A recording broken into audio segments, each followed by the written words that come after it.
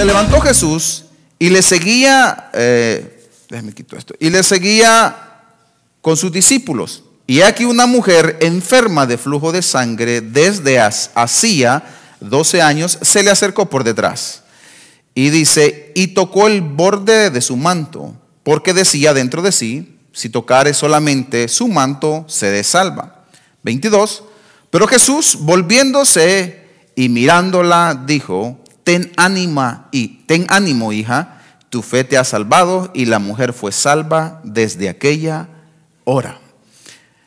Jesús le dice, ten ánimo, hija, tu fe te ha salvado. Y Jesús utiliza la palabra ánimo. Quiero decirle algo antes de continuar. Es importante tener ánimo. Diga ánimo. El ánimo es el paso a la fe.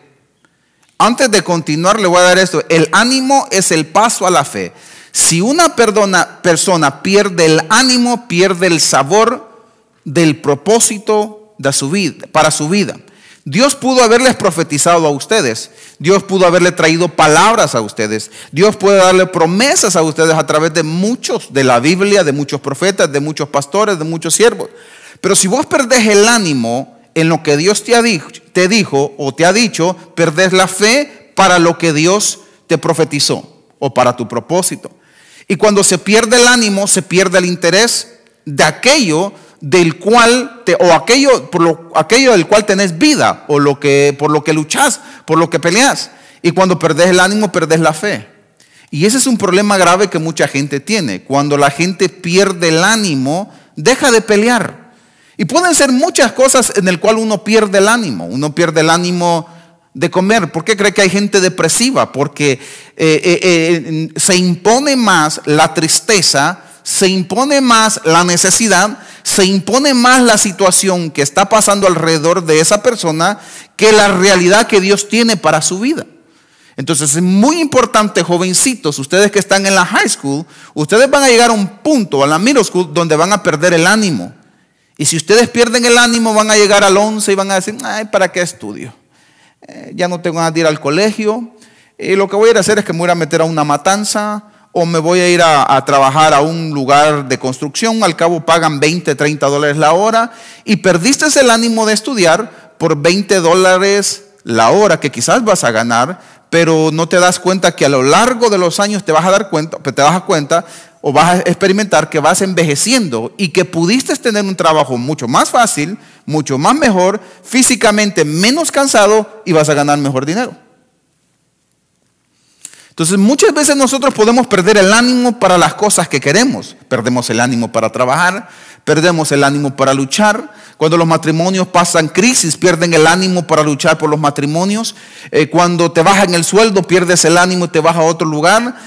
Hay muchas formas de cómo el ser humano pierde el ánimo. Pierde el ánimo por las situaciones que están viviendo. Pierdes el ánimo porque tenemos un presidente que ha dicho que no va a dar documentos, y entonces la gente dice, no, pues yo creo que este presidente no nos va a dar documentos. Lo mejor que nosotros podemos hacer es agarrar mis chivas, mis tanates, mis tiraderos, yo no sé, mis petacas, dicen por allá la bruja del 71, doña Clotilde. Agarro mis petacas y me voy de retachón, dijo alguien por ahí, me voy de regreso para mi país. Entonces perdiste el ánimo por la situación que se está viviendo. Y la Biblia dice, de Jehová es la tierra, su plenitud del mundo y todos los que en él habitan. Perder el ánimo es peligroso. Diga ánimo. Por favor, no lo pierda. Quizás usted pierde el ánimo por el clima. Le decía el domingo pasado que nos pasa. ¿A cuántos nos pasa? Pero no pierda el ánimo por las circunstancias que le rodean. Quizás usted no tuvo una buena ganancia en el negocio como John Almo. No pierda el ánimo. Si Dios lo ha llamado, Dios lo va a respaldar. No pierdan el ánimo. Si Dios te dio una palabra, Dios te va a respaldar. Perder el ánimo es peligroso. Y esta mujer tenía problemas. Y Jesús la toca y le dice, mija, ten ánimo, tu fe te ha salvado.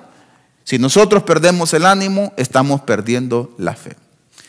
Somos seres humanos sensibles, sensitivos, donde Dios nos habla de muchas maneras. Mire, el ser humano está compuesto y hay somos una riqueza y una potencia espiritual.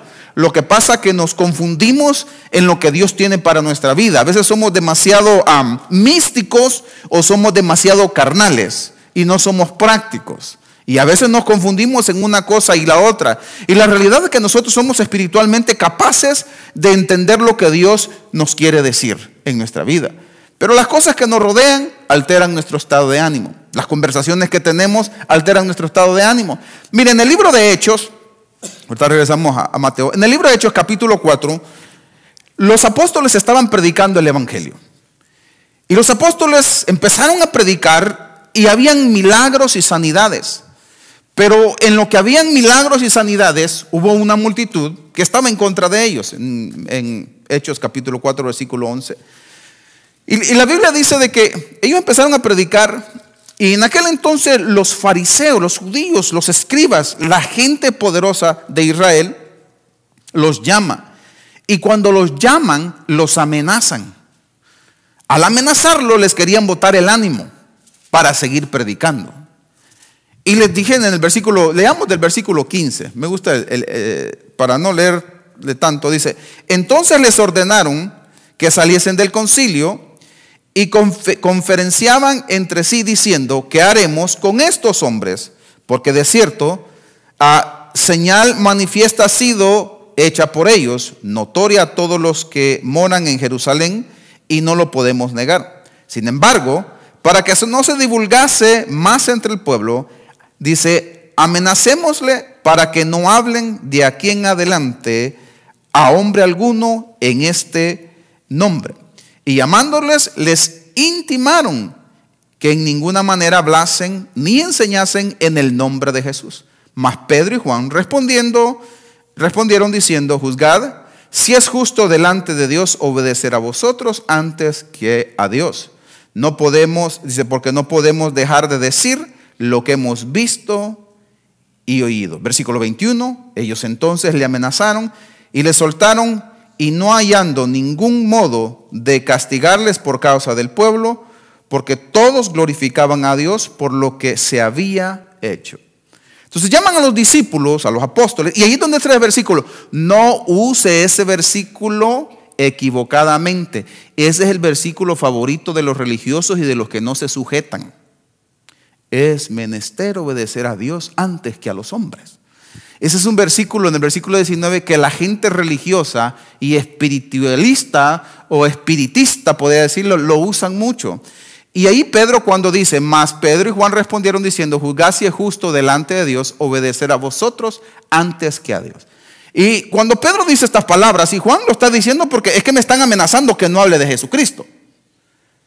Y como me están amenazando, yo te voy a decir una cosa: ¿es justo que obedecer a Dios o a los hombres? Así, en ese contexto lo dijo Pedro. Pero hoy los religiosos dicen: no, hoy no nos sujetamos ni a líderes ni pastores, porque la Biblia dice: es justo, juzguen ustedes, ¿es justo obedecer a Dios o a los hombres? Pues a Dios. Y entonces agarran esos versículos y se vuelven herejes, descomponiendo esos versículos. Por eso hay que leer el texto y el contexto. ¿A qué se refiere la historia? Ese solo era un tip, no es parte del mensaje. Entonces, cuando usted se escuche la gente que quiera calentarte los ánimos, alterarte los ánimos con versículos similares, y le digan: ¿usted por qué va a la iglesia si la Biblia dice que no hay que sujetarse a nadie? Sí, pero ese versículo no lo dijeron en ese contexto, lo dijeron en otro contexto. Y hay que saber entender y interpretar la Biblia. Por eso existe la homilética, la hermenéutica y un montón de cosas para entender la Biblia. Entonces, mucha gente no lo entiende y solamente dice esto: no te sujetes a esto, no te sujetes a esto. Y tuercen las Sagradas Escrituras. Y el problema de estos es que los intimidaron y le dijeron: no hablen en el nombre de ese hombre. Trataron de botarle los ánimos. ¿Me sigue hasta ahorita? Entonces vas a encontrar gente allá afuera que va a tratar de desanimarte a venir a la iglesia. Y va a inventar cualquier tipo de cosas para desanimarte. Para desanimar y alterar tu estado de ánimo. Tú estás bien, o usted está bien emocionado, y voy para la iglesia y estoy bien contento. Cuando de repente el diablo se presenta en forma de ser humano hablándote para desanimar, de decir: sí, tienes razón, no voy a la iglesia hoy. Te desanimaste, te alteró tu estado de ánimo. Y a estos hombres, a los apóstoles, querían alterarles el estado de ánimo. En Hechos capítulo 14, me gusta darle versículos bíblicos porque para que usted vea que no me las estoy inventando. En Hechos capítulo 14, versículo 1, le voy a leer una cosa que es interesante. ¿Cómo puede crear problemas tener ánimos alterados? En Hechos capítulo 14, versículo 1, Aconteció que en Iconio, dice, que entraron juntos en la sinagoga de los judíos, hablaron de tal manera que creyó una gran multitud de judíos y asimismo de griegos. Versículo 2. Mas los judíos que no creían, fíjese bien, los que no creían, excitaron y corrompieron los ánimos de los gentiles contra los hermanos. Por tanto, se detuvieron ahí mucho tiempo, hablando con denuedo, dice, confiando en el Señor, el cual daba testimonio a la palabra de su gracia, concediendo que se hiciesen por la mano de ellos señales y prodigios. Versículo 4. Y la gente de la ciudad estaba dividida, unos contra los judíos y otros contra los apóstoles. Lo vamos a tener ahí. Si usted lee en el versículo 2, dice que le corrompieron los ánimos. ¿Quiénes corrompieron los ánimos? Los judíos que no creían. ¿Okay? Mas los judíos que no creían excitaron y corrompieron los ánimos de los gentiles contra los hermanos.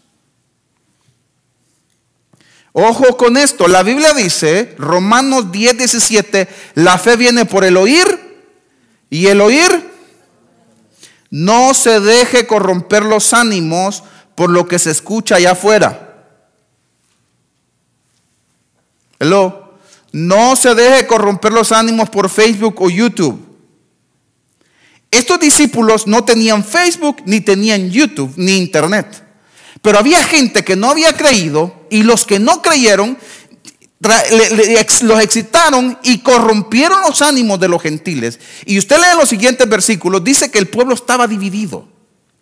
Quiere decir que si a usted le corrompen los ánimos, lo van a dividir. Y puede ser que usted esté sentado aquí molesto con alguien, molesto con el pastor, molesto con el líder, porque alguien te corrompió los ánimos. No deje que aquel que no se ha dejado moldear ni adentro ni afuera te corrompe el ánimo. No deje. Porque no es justo que vos estés luchando en tu vida cristiana, y yo, porque no he cambiado, venga a amargarte tu vida y a corromperte tu ánimo. No es justo. Por eso no se deje corromper. Los seres humanos, los pastores y las iglesias no somos perfectos, pero estamos tratando de cambiar. El que usted, déjeme darle un consejo. Yo me casé con la mujer que yo tengo y soy felizmente casado, pero si no lo fuera, aguas que estamos grabando por si alguien me lo quiere editar, pero si no lo fuera, no sería culpa de usted.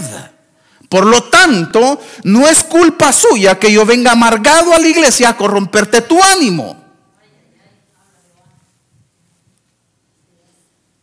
No es culpa suya. ¿Por qué usted tiene que cargar con mis amarguras? Porque mi estado de ánimo o mi casa está en desorden. No es culpa suya. Y muchas veces las situaciones corrompen nuestros ánimos. La gente corrompe nuestros ánimos. Las conversaciones corrompen las buenas costumbres. Leíamos el domingo pasado. Jovencitos, no dejen ustedes corromperse solamente porque un guy se ve bien cool con un puro de no sé qué onda de cigarro ahí. What's up, nena, how you doing? Y ustedes digan, oh, mira, aquel Juan se ve bien cool con el cigarro y con un parado todo pando y chueco ahí. No se dejen corromper porque alguien de repente les aparezca con una cerveza. This is cool, man. Gran enfermedad. No se dejen corromper. No se dejen corromper a temprana edad solamente porque Pancho a sus 15, 16 años anda de abrazadote con la nena y están bien contentas. Y los bichos ahí, sí, perdón, los que nos están viendo, los niños ahí, los jóvenes, adolescentes, agarrados ahí, vos decís en tu corazón, joven, ay, yo quisiera tener un novio. Y yo quisiera tener una novia. No dejes que la situación que vos ves corrompa tu estado de ánimo. Enfócate en el estudio. Nada más que lo encuentren bien, pero se encuentran unos más feos que el diablo. Entonces, no dejen que las situaciones o la presión del mundo te corrompa tu estado de ánimo. Porque no es justo que vos hagas cosas a escondidas y tengas consecuencias y después le digas, mami. Dicen en El Salvador, salgas con tu domingo 7. ¿Cuántos han oído domingo 7? No es justo. Jovencitos, escuchen consejos ahorita. No dejen que las situaciones alteren su estado de ánimo, la visión que tienen en la vida. No es justo hacer eso. Hagan las cosas que son correctas y no escondidas. ¿Para qué vas a pasar? Jóvenes, varones, ¿para qué va a llegar usted y decir, mami, papi, ¿qué pasó? Vengo a contarle que pues soy novio. Okay. Ah, qué bueno. Y ya el bun está en el oven. ¿Qué? Pues ya la muchacha, pues vas a ser abuelo. Abuelo, tu abuelo. ¿Qué? ¿Cómo que vas a ser abuelo? Mami, ¿qué pasa, mija? ¿Te golpeaste? No, es que siento dolores en el estómago. ¿Por qué será? Y salís con tu domingo 7, jovencitos. Después nos engañamos y decimos, pero voy a estudiar. Mire, si no lo hicieron cuando no tenían responsabilidades, lo van a hacer cuando tienen responsabilidades. Es difícil. No dejen que las circunstancias escolares alteren su estado de ánimo.